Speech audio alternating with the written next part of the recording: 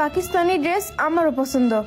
যখন বাবার কষ্ট ভরা চেহারার দিকে তাকাই তখন এদের জামা কেনারই শখ মইরা যায়। তার মতো হাজারো মেয়ে আছে যারা বাবার মুখের দিকে তাকিয়ে নিজের ইচ্ছার কথা প্রকাশ করতে পারে না। ঠিক বলেছো।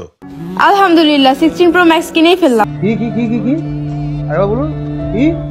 আলহামদুলিল্লাহ 16 প্রো ম্যাক্স কিনেই ফেললাম। 2 লাখ টাকার আইফোন কিনে 4000 টাকার পাকিস্তানি ড্রেস কিনতে পারে না। মানে ড্রেস কেনার সময় বাবার কষ্ট গায়ে লাগে, বাট আইফোন কেনার জন্য 2 লক্ষ টাকা কোনো ব্যাপারই না। একটা থাপ্পড় মারা তোর দাঁতে করে ফালা দিব। অ্যাকচুয়ালি সে সারাদিন গেঞ্জি পরে ভিডিও বানায়, তাই তার ড্রেস কেনার কোনো প্রয়োজন না। বাট আইফোন না হলে সে টিকটকে ভিডিও বানাতে পারবে না, এটা অনেক বড় সমস্যা। 8-10 হাজার টাকা দিয়ে পাকিস্তানি ড্রেস কিনতে আমারও ইচ্ছে করে, কিন্তু আমার প্রবাসী স্বামীর পরিশ্রমিক মুখটা দেখলে সেই ইচ্ছেগুলো মাটিতে মিশে যায়।